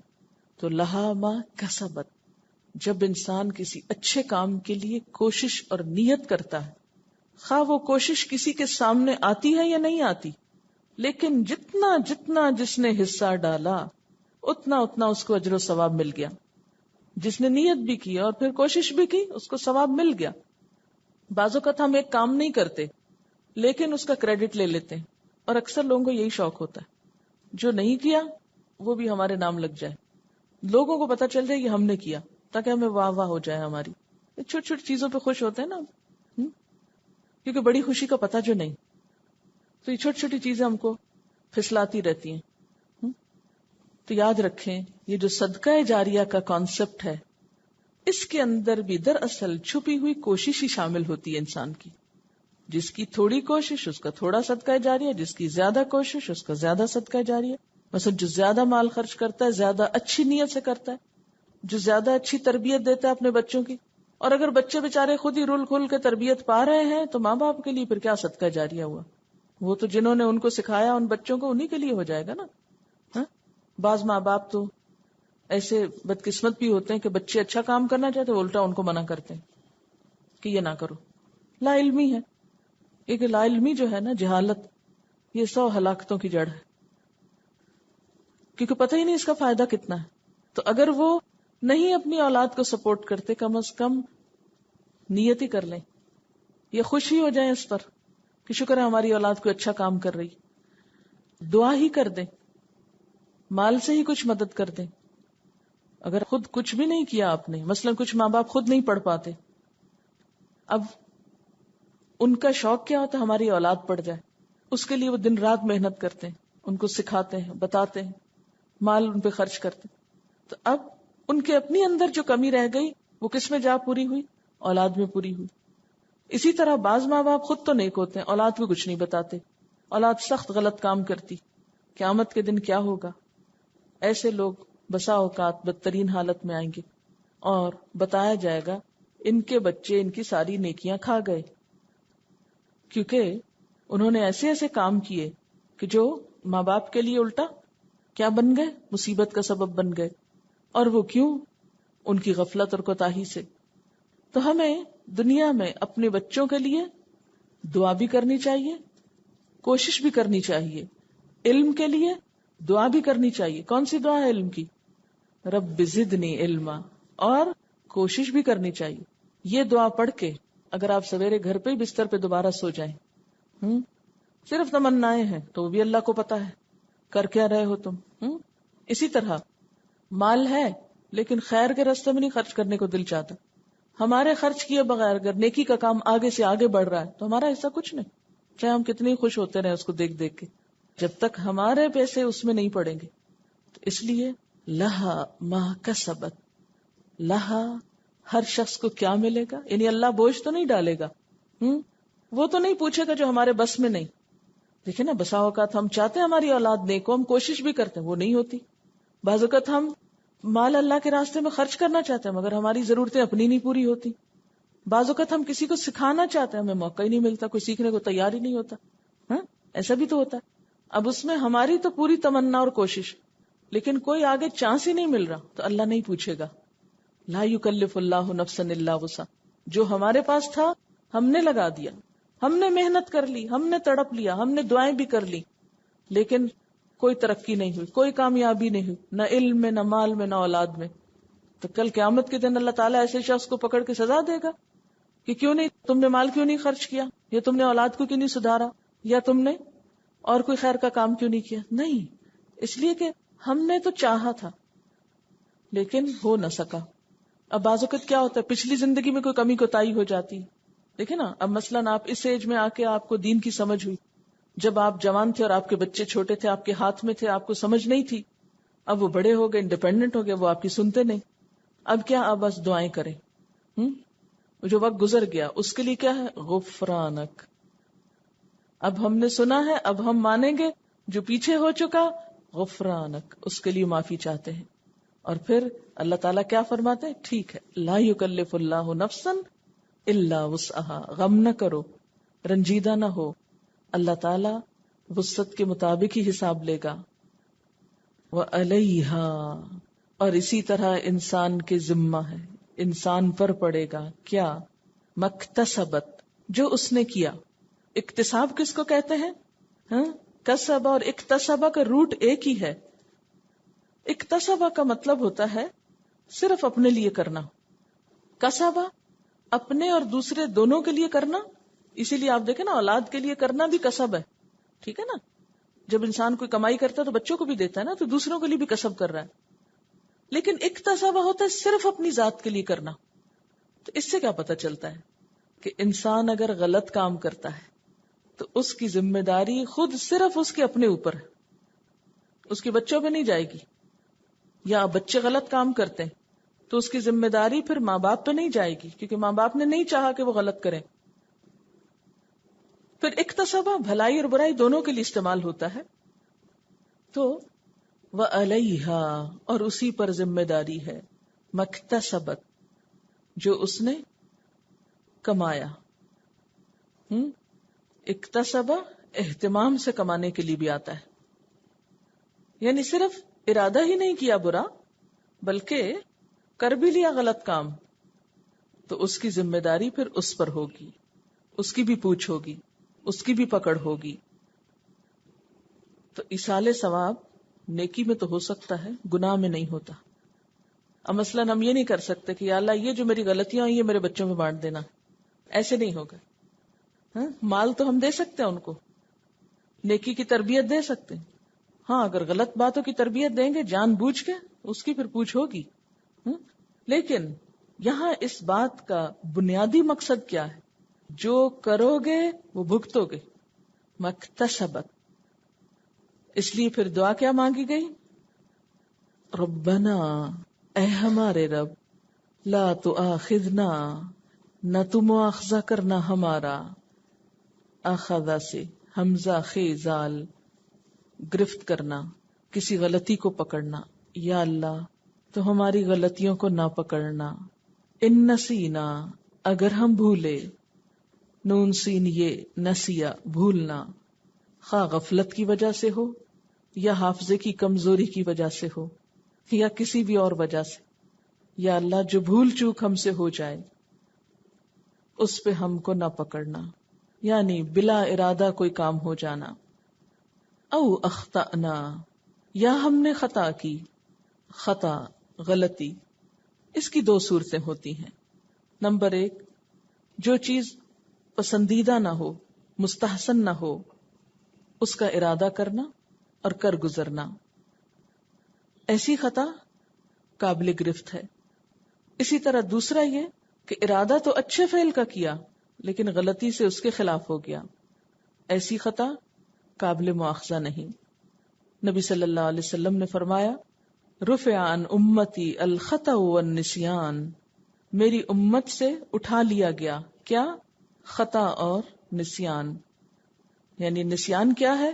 کہ انسان بھول کر کوئی کام کر بیٹھے، یعنی کام اچھا کر رہا ہے لیکن وہ بھول گیا اور اس سے غلطی ہو گئی۔ اور خطا کیا ہے؟ کہ ناسمجھی سے کسی کام کو غلط طور پہ کر لے۔ خطا ایک تو یہ ہوتی ہے نا کہ انسان کسی غلط چیز کا ارادہ کرے اور پھر کر بھی لے، اور دوسری کیا ہوتی ہے کہ ارادہ تو اچھی چیز کا تھا لیکن ناسمجھی سے غلط ہو گیا۔ تو اللہ ہم کو نہ پکڑنا کس میں؟ ان نسینا، اگر ہم بھول جائیں، او اخطأنا، یا ہم خطا کر بیٹھے، ربنا، اے ہمارے رب، ولا تحمل، اور نہ بوجھ ڈال، علینا، ہم پر، اسرن، کوئی بوجھ۔ اسرن کا لفظ الف صاد رے سے ہے، اس کا معنی ہوتا ہے عہد، ذمہ داری، ایسا بوجھ جس کا اٹھانا دشوار ہو، بہت مشکل ہو، وہ بوجھ جو اٹھانے والے کو چلنے سے روک دے، جس کے اوپر آنے کے بعد انسان چل نہ سکے۔ یعنی یا اللہ ہم پر کوئی ایسی ذمہ داری، ایسی مشکل، ایسی پریشانی نہ ڈالنا کہ ہم تیرے راستے میں چل ہی نہ سکیں، تیری اطاعت ہی نہ کر سکیں۔ کیونکہ بعض اوقات انسان پہ ایسی ایسی آزمائشیں آتی، ایسی ایسی مصروفیات آ جاتی ہیں، یا معاشرے کے ایسے بندھن آ جاتے ہیں کہ انسان اچھا کرنا بھی چاہتا ہے تو کر نہیں پاتا۔ مثلا نبی صلی اللہ علیہ وسلم کے بارے میں قرآن پاک میں آتا ہے کہ آپ جب دنیا میں تشریف لائے تو آپ نے لوگوں کے اوپر سے کچھ بوجھ ہٹائے، وَيَدَعُ عَنْهُمْ إِصْرَهُمْ وَالْأَغْلَالَ الَّتِي كَانَتْ عَلَيْهِمْ، اور آپ نے ہٹایا ان سے ان کے بوجھوں کو اور ان بیڑیوں کو یا طوق کو جو انہوں نے خود پہ ڈالے ہوئے تھے۔ اس میں کس کی طرف اشارہ ہے؟ ان پابندیوں، ان رسموں کی طرف جو پچھلی کتابوں والوں نے یا پچھلے ادیان والوں نے اپنے اوپر ڈال رکھی تھی اپنی مرضی سے۔ جیسا کہ آگے آیا، مزید آیت کے اندر ہی وضاحت ہے، کما حملتہ، جیسا کہ تو نے ڈالا اس کو، علی الذین من قبلنا، ان لوگوں پر جو ہم سے پہلے تھے۔ تو گزشتہ امتوں پر دو طرح کے بوجھ تھے، ایک تو ان پر اللہ تعالی کی طرف سے کچھ پابندیاں عائد کی گئیں، اور دوسرے انہوں نے خود بھی اپنے اوپر بہت سی پابندیاں عائد کر لی یا بوجھ ڈال لی۔ اللہ تعالی کی طرف سے کیا پابندیاں تھیں ان پر؟ مثلا ان کی شریعت کے کچھ احکامات ان کے لیے بہت مشکل تھے۔ مثلا آپ کو یاد ہوگا کہ بچڑے کی پرستش کرنے والوں کے لیے جب توبہ کی بات ہوئی تو اس کے لیے 7 شرط کیا تھی؟ قتل۔ پھر اسی طرح یہود کی شریعت میں صرف قصاص تھا، دیت یا معافی نہیں تھی، قتل عمد کی صورت میں۔ پھر اسی طرح ان پر زکوٰۃ چوتھا حصہ تھی، ہم پر کتنی ہے؟ 40واں حصہ۔ پھر اسی طرح ان کو حکم یہ تھا کہ اگر کسی کپڑے پر پیشاب لگ جائے یا نجاست لگ جائے تو دھونے سے نہیں پاک ہوگا، اس کو کاٹ کے پھینکنا پڑے گا۔ کتنی مشکل ہوگی۔ پھر اسی طرح غنیمت کے اموال ان پہ حرام تھے۔ تو یہاں دعا کیا مانگی گئی کہ یا اللہ اپنے دین میں بھی ہمارے اوپر ایسی پابندیاں اور ایسے بوجھ نہ ڈالنا کہ جو ہم اٹھا نہ سکیں، جن پر ہم عمل نہ کر سکیں۔ اور دوسری طرح کی ان پر پابندیاں اور بوجھ کیا تھے؟ ان کے اپنے خود ساختہ رسم و رواج اور طور طریقے، اور دین میں خود ساختہ اضافے۔ مثلا حائضہ عورت کے ساتھ وہ کیا کرتے؟ اس کو بالکل کاٹ کے گھر سے الگ بٹھا دیتے، نہ اس کے ہاتھ کا کھاتے، نہ اس کو چھوتے، اس کے ہر چیز کو ناپاک سمجھتے۔ حالانکہ شریعت میں ان کو یہ پابندی نہیں دی گئی تھی، مگر انہوں نے خود اپنے لیے پابندی کر لی۔ جیسا کہ قرآن پاک میں بھی آتا نا کہ وَلَٰكِنْ كَانُوا أَنفُسَهُمْ يَظْلِمُونَ، یہ لوگ اپنی جانوں پہ خود ظلم کرتے تھے. تو اللہ تعالی ہمارے لیے ایسی پابندیاں نہ ہوں، ایسے بوجھ نہ ہوں جو ہم اٹھا نہ سکیں. پھر اسی طرح اس سے مراد یہ بھی ہے کہ یا اللہ مشکلات ایسی نہ ہوں کہ جن کی وجہ سے ہم تیرے رستے پہ نہ چل سکیں. اب دیکھیے کہ بسا اوقات زندگی میں ایک انسان بہت سموتھ جا رہا ہوتا ہے نا، اچھے اچھے کام کر رہا ہے، بھاگ دوڑ کر رہا ہے، نمازوں میں خوب خشوع و خضوع ہے، صحت ہے، طاقت ہے، سڈنلی کوئی نعوذ باللہ ایکسیڈنٹ ہو جاتا ہے، اب وہ قیام، رکوع، خشوع سب ختم ہو گیا، اب ایک معذور والی نماز پڑھی جا رہی، یا ایسی کوئی بیماری ہوگی کہ روزہ ہی نہیں رکھ پاتے، ہے نا، تو وہ کتنا دل کڑتا ہے نا. یا اسی طرح کوئی ایسی مصروفیت آ گئی کہ جس کی وجہ سے بہت سے نیک کاموں میں جانا، بھاگ دوڑ سب رک گیا. بسا اوقات گھر والوں کی ایسی پابندیاں ہوتی خصوصاً خواتین کے لیے کہ ان کے لیے ہر چیز پہ بین لگ جاتا ہے. مثلاً ایک لڑکی ہے شادی سے پہلے نیکی کے کاموں میں بڑھ چڑھ کے حصہ لے رہی ہے، ایسی جگہ شادی ہوئی، سسرال ایسے ملے کہ جن کو یہ سب باتیں سخت ناپسند ہیں، سب دینی دوستوں سے ملنا بند، اور بالکل جیسے تالاب سے مچھلی نکال کے پھینک دی جائے الگ تو وہ تڑپتی ہے، ایسے ہی بعض بچیوں کا حال ہوتا ہے کہ سارے ایک دینی ماحول اور سرکل سے کٹ کے بالکل الگ تڑپ نہیں ہے. تو ایسی چیزوں سے بھی پناہ مانگنی چاہیے کہ یا اللہ ایسے حالات نہ آ جائیں کہ جن کی وجہ سے ہم تیرے دین پہ نہ چل سکیں. ربنا، اے ہمارے رب، ولا تحملنا، اور نہ تو اٹھوانا ہم کو، ما لا طاقت لنا بہ، جس کی ہم میں طاقت نہیں. اللہ ہم پہ ایسی پابندیاں نہ ڈالنا، ذمہ داریاں نہ ڈالنا، ہم پہ ایسی ذمہ داریاں عائد نہ کرنا، ہم سے ایسے بوجھ نہ اٹھوانا کہ جن کو ہم اٹھا نہ سکیں، جن کو اٹھانے کی طاقت نہیں. واعف عنا، اور ہم کو معاف کر دینا. واعف عنا، عفو عین فے واو، معاف کرنا، گناہوں کو نامہ اعمال سے مٹا دینا. اللہ ہم کو معاف کر دینا، ہمارے گناہوں کو مٹا دینا. واغفر لنا، اور ہم کو بخش دینا، ہم کو ڈھانپ دینا. وارحمنا، ہم پہ رحم فرمانا. انت مولانا، تو ہمارا مولا ہے. واو لام یہ، مددگار، غم گسار، تنگی ترشی میں کام آنے والا. اور مولا کا ایک اور معنی مرجع، کہ جس کی طرف مشکلات میں رجوع کیا جائے. انت مولانا، تو ہمارا مولا ہے، تجھ سے ہم مدد مانگتے ہیں، تو مشکلات میں ہمارے کام آنے والا ہے، تیری ہی طرف ہم لوٹتے ہیں، تیری ہی طرف ہم رجوع کرتے ہیں. یہ جب کہتے ہیں نا انت مولانا، تو یوں لگتا ہے جیسے ہر چیز سے انسان پلٹ کر اپنے رب کے دامن میں جا چھپتا ہے. انت مولانا، تو ہمارا مددگار ہے، تیرے پاس ہمارے لیے پناہ ہے.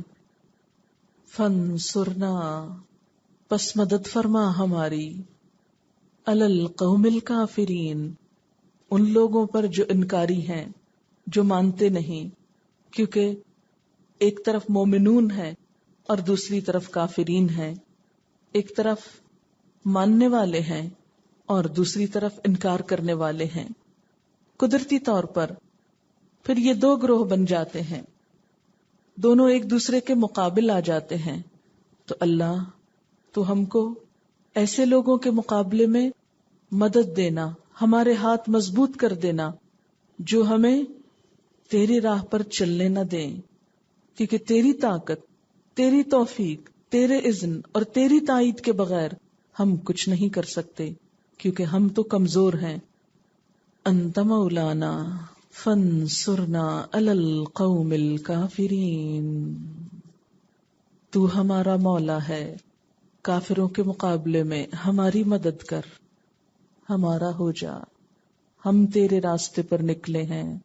تنہوں کا بیان ہے کہ نبی صلی اللہ علیہ وسلم نے فرمایا، اپنے گھروں کو قبرستان نہ بناؤ، شیطان اس گھر سے بھاگ جاتا ہے جس میں سورہ بقرہ پڑھی جاتی ہے۔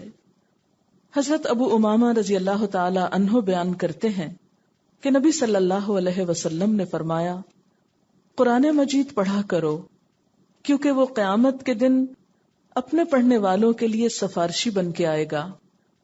دو چمکتی ہوئی روشن صورتیں البقرہ اور آل عمران پڑھا کرو، کیونکہ یہ دونوں صورتیں قیامت کے روز اس طرح سے آئیں گی جیسے کہ وہ چھتریاں ہیں، امبریلا کی طرح، یا سایہ کرنے والے بادل ہیں، یا پرندوں کے دو جھنڈ ہیں جو پر پھیلائے ہوئے ہوں۔ وہ اپنے پڑھنے والوں کی طرف سے حجت پیش کرنے والی ہوں گی، ان کی طرف سے جھگڑا کریں گی۔ سورت البقرہ پڑھا کرو، کیونکہ اس کا اختیار کرنا برکت ہے، اس کا چھوڑ دینا حسرت ہے، اور باطل پرست اس کو برداشت نہیں کر سکتے۔ حضرت نواس بن سمان بیان کرتے ہیں کہ میں نے نبی صلی اللہ علیہ وسلم کو یہ فرماتے سنا ہے، قیامت کے روز قرآن مجید اور وہ لوگ جو اس کے مطابق عمل کیا کرتے تھے وہ لائے جائیں گے، اور ان کے آگے آگے سورہ بقرہ اور آل عمران ہوں گی، اس طرح گویا کہ وہ دو بادل ہیں یا ابر سیاہ ہیں جن کے اندر چمک اور روشنی ہے، یا وہ پرندوں کے جھنڈ ہیں جو اپنے پر پھیلائے ہوئے ہیں۔ یہ دونوں صورتیں اپنے پڑھنے والوں کے لیے حجت پیش کرتی ہوئی آئیں گی کہ اللہ تعالیٰ ان کو سزا نہ دے۔ یہ صحیح مسلم کی روایت تھی۔ ایک اور روایت ہے صحیح مسلم ہی کی، حضرت عبداللہ بن عباس کا بیان ہے کہ ایک مرتبہ حضرت جبریل علیہ السلام نبی صلی اللہ علیہ وسلم کی خدمت میں حاضر تھے کہ یکایک انہوں نے آسمان کی طرف سے ایک ایسی آواز سنی جیسے کسی شتیر یا پھاٹک کو کھولنے کی آواز آتی ہے۔ حضرت جبریل علیہ السلام نے اپنا سر اوپر اٹھا کر دیکھا، پھر نبی صلی اللہ علیہ وسلم سے عرض کیا کہ یہ آسمان کا ایک دروازہ ہے جو آج پہلی دفعہ کھولا گیا ہے اور اس سے پہلے کبھی نہ کھولا گیا۔ اتنے میں اس دروازے سے ایک فرشتہ نازل ہوا۔ جبریل علیہ السلام نے نبی صلی اللہ علیہ وسلم سے عرض کیا، یہ ایک فرشتہ ہے جو آسمان سے زمین کی طرف آ رہا ہے، اور آج سے پہلے یہ کبھی زمین کی طرف نہیں اترا۔ وہ فرشتہ آیا اور اس نے نبی صلی اللہ علیہ وسلم کو سلام کیا اور پھر آپ سے عرض کیا، آپ کے لیے ایسے دو نوروں کی خوشخبری ہے جو آپ ہی کو دیے گئے ہیں، ایک سورت الفاتحہ ہے اور دوسری سورت البقرہ کی آخری آیات۔ ان دونوں کا اگر ایک حرف بھی آپ پڑھیں گے تو جو دعا آپ مانگیں گے وہ آپ کو عطا کی جائے گی۔ تو گویا دعا کی قبولیت کا ذریعہ بھی ہیں۔ پھر اسی طرح ایک اور روایت میں آتا ہے کہ نبی صلی اللہ علیہ وسلم نے اس کے بارے میں یہ فرمایا کہ ان کو سیکھو اور اپنی عورتوں اور بچوں کو بھی سکھاؤ، یعنی صرف خود ہی پڑھ کے نہ رہ جاؤ، گھر جا کے اپنے بچوں کو بھی سکھاؤ، جن کو نہیں آتی ان کو بھی بتاؤ۔ وآخر دعوانا ان الحمد للہ رب العالمین۔ سبحانک اللہم وبحمدک نشہد ان لا الہ الا انت نستغفرک ونتوب الیک۔ والسلام علیکم ورحمۃ اللہ وبرکاتہ۔ للہ ما فی السماوات وما فی الارض وَإِن تُبْدُوا مَا فِي أَنفُسِكُمْ أَوْ تُخْفُوهُ يُحَاسِبْكُم بِهِ اللَّهُ فَيَغْفِرُ لِمَن يَشَاءُ وَيُعَذِّبُ مَن يَشَاءُ وَاللَّهُ عَلَى كُلِّ شَيْءٍ قَدِيرٌ۔